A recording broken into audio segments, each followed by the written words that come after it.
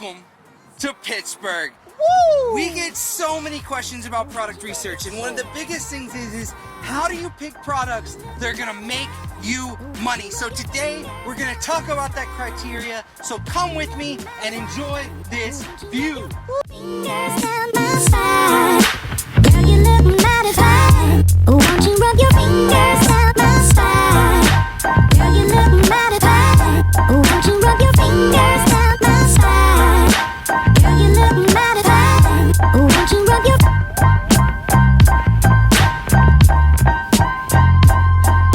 So we're up here on Mount Washington. If you haven't been to Pittsburgh yet, welcome to Mount Washington. Welcome to our beautiful city.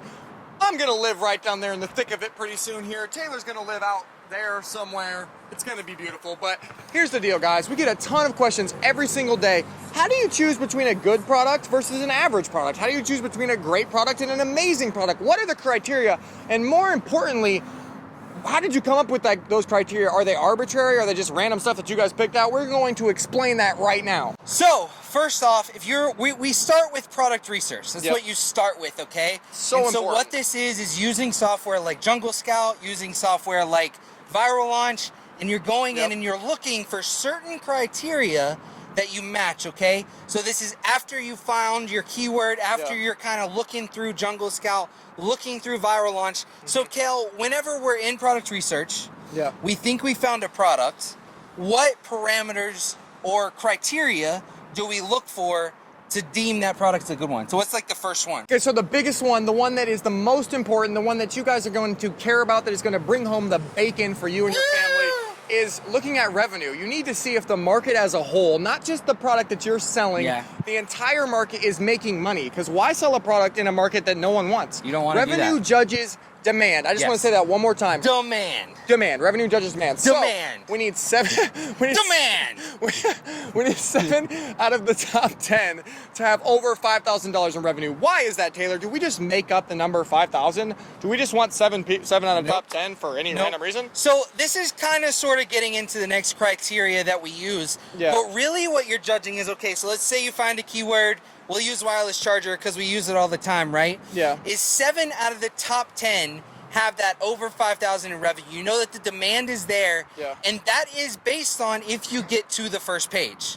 Which Yeah. that's what you're trying to do, right? Yeah, That's yeah. what we want to do with launches. That's what we want to do with PPC. Yep. Is get to the first page. And so you're trying to measure, okay, how much money do they make? How much demand is there? Yeah. What is going on with this product on the first page?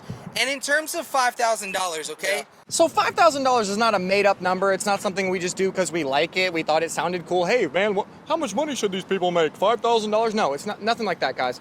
The reason is because there are a lot of people trying to get onto Amazon. There are a lot of different sellers, and they're trying to do launches. And there's a certain threshold where a market is a real market or a market is a fake market because people are just launching and those numbers are a little bit inflated. So what we've realized is that if 7 out of the top 10 have over $5,000 in revenue, that means it's an actual market. Those are actually real numbers. Those are actually steady numbers that you can start to take a piece of, okay, guys? So that's the real key, is that you want to take a piece of, and 5,000 is honestly the bare minimum that we want you to be doing per month on your first product, because the goal with your first product is to replace a 9-to-5 income. And whether that's a low 9-to-5 income, a medium 9-to-5 income, a high 9-to-5 income, depends on the category you go into, how much demand there is, the competition, all sorts of stuff like that.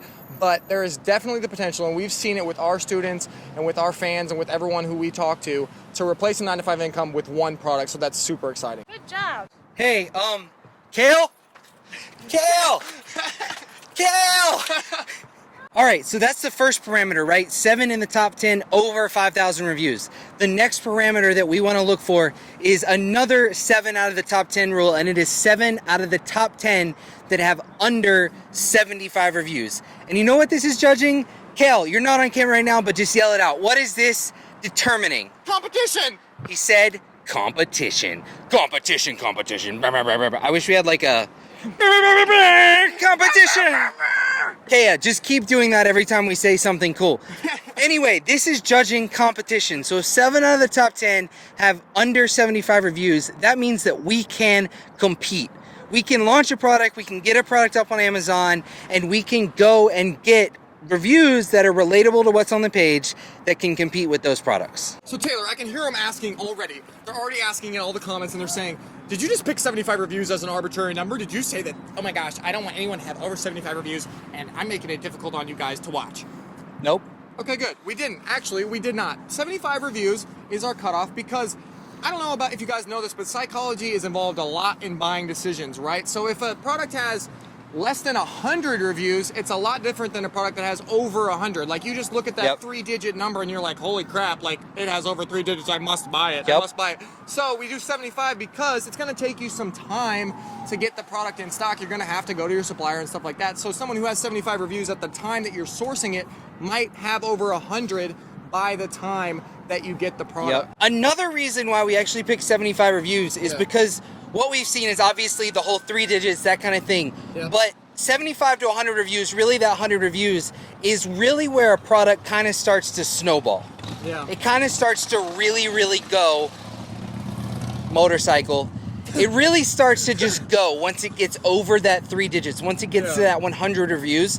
And so what we wanted to do is just like in the last one where we wanted to have real numbers, stable numbers, over 100 reviews, something that has a couple hundred reviews, those numbers are going to be very hard to match, you know, sales-wise, revenue-wise, because we've talked about it before, they're ranking for a whole bunch of different keywords, they have plenty of social proof, so we want to make sure that whatever the product is that has 7 out of the top 10 with under 75 reviews, we can compete with. So if you're still here and you're still watching, like I literally love you and I need you to watch the rest of these videos because if you've been watching this channel, you know we leave all the gems till the end. So ROI is coming up here and I want you guys to just, I want you to soak it in. But one more thing about reviews, okay guys? So the one more thing about reviews, you don't want anyone in your category, anyone in the top 10 at all to have over 1,000 reviews. And the reason we don't want this is because 1,000 review guy kind of represents a 500-pound gorilla who's in a ring with you. You don't want to fight that guy, okay? Like, you're not going to win a fight with a 500-pound gorilla, and you're not going to win a fight with a guy who has over 1,000 reviews. So if you see that in a product that you're looking for, just run for the hills, okay? Just trust us on this.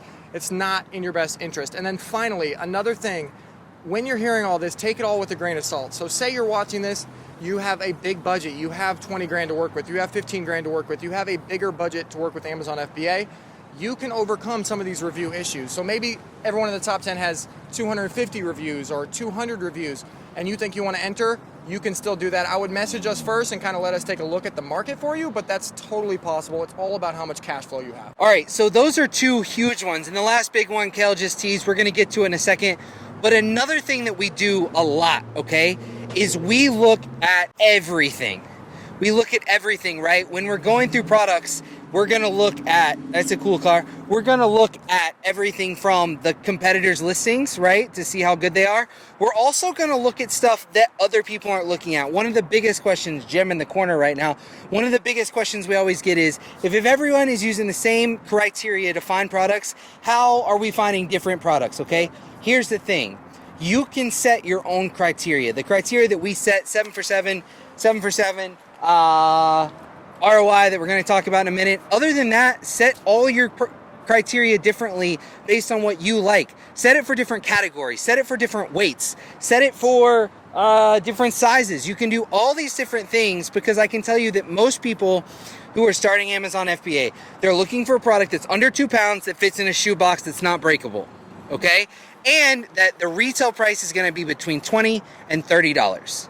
If you sell something that retails for more than $30, if you sell something that weighs a little bit more, if you sell something that is a little bit bigger, we talk about all this in our last product research video, some techniques on barriers to entry, but you can look at these things and I'm telling you it can make a difference. Number 3, I'm literally sitting here lounging on this railing because I want you guys to just see how easy number 3 is, okay? Number 3 is the simplest step about Amazon FBA. Hopefully I don't fall off down into Pittsburgh, but number 3, you just do a patent check, okay? And getting a patent check is not as hard as you might think. It's literally $15. You can go over to Fiverr and do that. We will link a guy below who will do a patent check for you. A quick plug, I know we're selling stuff, whatever, but if you're thinking all this stuff is hard and you're thinking like, hey, 7 out of 7, all these characteristics, it sounds difficult. We've picked out an entire giant list that meet all of the criteria that we are outlining in this video. They're for sale at honeybadgerboost.com under product picks. Go there and check them out. That's the last thing I'm going to say about that, but you can get one of these and save yourself all the trouble. All right, so we got 7 out of the top 10 with over 5,000 in revenue. 7 out of the top 10 with under 75 reviews.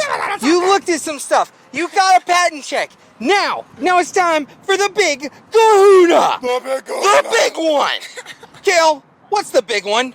The big one is 200% ROI. So if you've been watching this channel, if you're familiar with KT9 at all, you know that we talk about 200% ROI. But we get this question a lot. Why 200%, Kale? Why? Can I do 179%? Can I do 188%? The answer to that is yes. Obviously, that's pretty close. But here's the reason we do 200% ROI. All right, guys, this is why this is so important. This is so crucial. I hope you stuck with me till the end. If you stuck with me till the end, just type ROI in the bottom and type why you think ROI is important. I want to hear back from you guys, but this is why we think ROI is important, okay, guys? The first reason, the biggest reason, is because it allows you to scale your business and turn it into something that's multi-millions, something that you can pass on to your family. Why does it allow you to do this? Why, Kale? Why?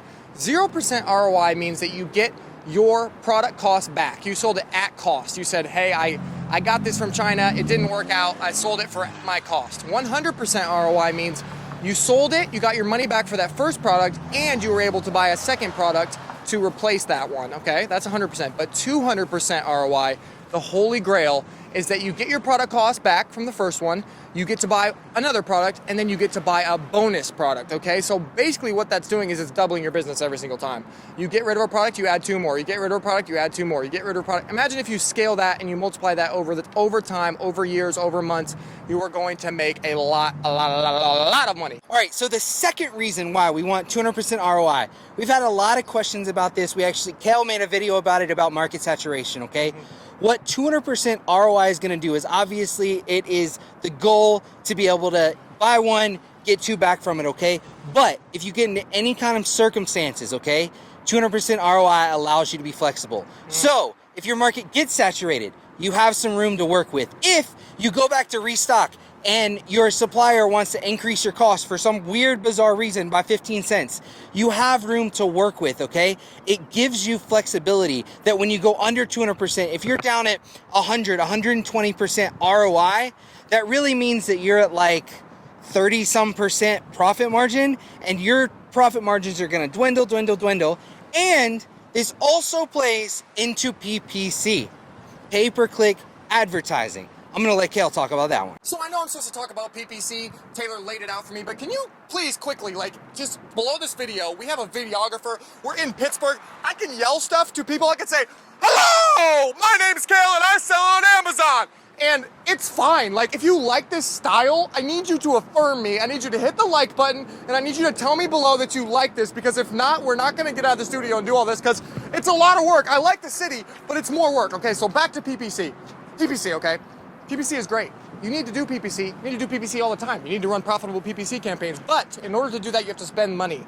And lots of people are like, Kale, I can't spend $3 per product, because every time someone clicks on my thing, that means my margin is totally shot. My ROI is shot. I'm like, well, if you had a 200% ROI, you could use that margin to pay for pay-per-click. And trust me, trust and believe this. When you have that margin, when you have that ability to turn PPC to a level that you haven't had it at before, your business will skyrocket. Your business will double, triple, quadruple overnight, because PPC is that powerful. But if you don't have margin to work with, you can't even use it. Can't even use it. So that's why you need to have that ROI. All right, so we've just gone over the main criteria, right? Yeah. And like I said, like Kale was saying, product picks on Honey Badger, we're looking at other listings, we're looking at how it compares to the market, and you can do that too. You can set your own parameters, but we are telling you that if you hit these top 4, right? 7 for 7, the rule, I don't know, people are saying it's like 7 for 7 rule. They're like naming it after us. 7 for 7 Calling rule. it the 7 for 7. You get it patent checked and you have 200% ROI. We have yet to see a single product that has all of those criteria met and it not make bukus of money. Exactly. What does bukus mean? I don't know, but it makes a lot of cash for you and your family. So that's what this channel's about. If you guys are new here, literally thank you so much for being here. Tell someone else about it. If you're one of the people that's been here since we had 1 subscriber, 2 subscribers, literally the fact that you sit down, take the time out of your day to watch us means everything. That's the only reason we drive up here. We do all this extra stuff, because we want to bring you guys value. We want to help you guys live a life where, I didn't go to work today. I just called Taylor up and we were like, dude, let's film some videos. And that's what we did. because we are free. We have money coming in that's making money. It's probably making money while we're doing this video. It is. And that kind of stuff, not saying that to brag, that's something that you can have. Yeah. Like, I get a little preachy at the end of videos because I get so excited, but that freedom, now that I've tasted it and now that we've both tasted it, is so real and something that you can have. And you know what? I mean, I could talk for 10 minutes about what Kale just said, but I'm not going to. Here's what we're going to do. We're going to end the video. If you like it, like it. If you want to subscribe, subscribe. If you're already subscribed, we absolutely love you. What's up, man?